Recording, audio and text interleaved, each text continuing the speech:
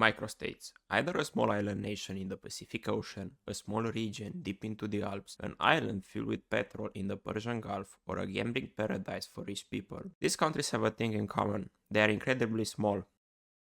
Let's start with the definition of a microstate. Even though the international law isn't very specific, a microstate usually means a country with a very small population or area, or both.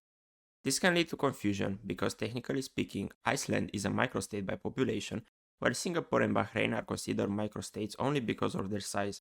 But why most of these states still exist today? Most of them are remote island nations, mainly colonized by France and the Great Britain, such as Vanuatu, Seychelles, or the Bahamas, for their strategic location or resources.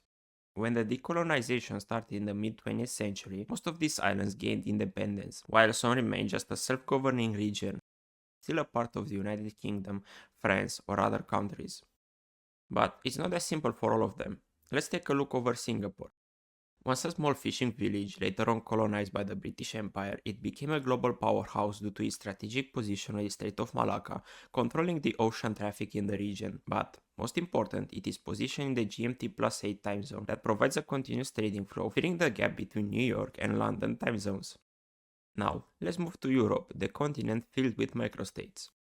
First, we got Andorra, located in the Pyrenees Mountains between Spain and France, with an area of 846 square kilometers and a population of 85,000 people. This country is in close relationships with both its neighbors, so close that France and Spain are even ruling the country.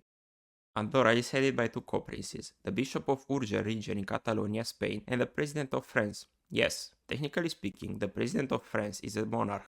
This unusual agreement dates back to a medieval treaty in 2078 known as the Pareage Agreement, which resolved territorial disputes between local lords.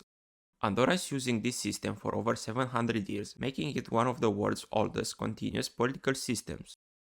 Moving to the Alps, we will find another microstate deep into the mountains called Liechtenstein.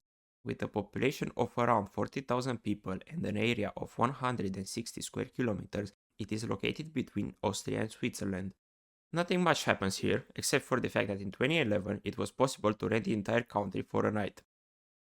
Luxembourg, the most populous microstate in Europe, despite its small size, is a very important country, being one of the founders of the European Union and NATO.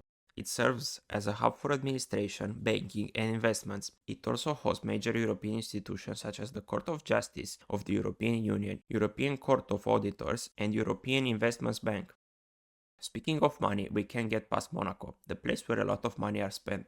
Also known as the Millionaire Playground, it is located in the southeast of France near Nice, with a population of 35,000 people and an area smaller than the New York Central Park. It is known for its casinos, the Formula 1 circuit, and the celebrities that often visit this place. Moving to Italy, the only country in the world that completely surrounds two other countries. First one is San Marino, located near Rimini in the Apennine Mountains. It is another small and relaxed country, like Liechtenstein and Andorra, with a population of around 33,000 people. And second, Vatican City, the smallest country in the world, located in Rome, Italy. It has a population of around 800 people, mainly formed by Catholic bishops, once ruling the Europe, controlling vast territories and kingdoms. Now, it focuses on promoting peace, diplomacy, and humanitarian efforts across the globe. We got a description of the most interesting ones, but let's see why most of these countries exist and are not submerged into bigger neighboring countries, given the fact that most of these microstates struggle with limited local resources and they are relying on their bigger neighbors for military defense and many things. First of all, in the 20th century, the United Nations were founded and these small countries gained recognition as equal members of the international community. This recognition protected microstates of being conquered by their bigger and much stronger neighbors, sovereignty being a core principle of the international law. On top of that, add history and politics. During the Middle Ages, Europe was splintered into many small pieces. While most of these small bits merged and formed Germany, Austria, or Italy of today, countries like Luxembourg, Liechtenstein, San Marino, or the Vatican City maintained their sovereignty. San Marino even claims to be the world's oldest republic, and most of them have numerous treaties with bigger countries providing economic and military support. But is it all just charity? Let's talk about the most important aspect of these small countries. Most of them are tax havens. But what does it mean? A tax haven is a country or region that offers extremely low or no taxes on income, profits, or capital gains, and often has strict banking secrecy laws. This means that the IRS will not find your finances very easily. This is how microstates attract rich individuals and businesses looking to avoid high taxes in their home countries. Let's take Monaco for example. It has no income tax for its residents, but their revenue is generated by tourism and the services provided to the rich people living here.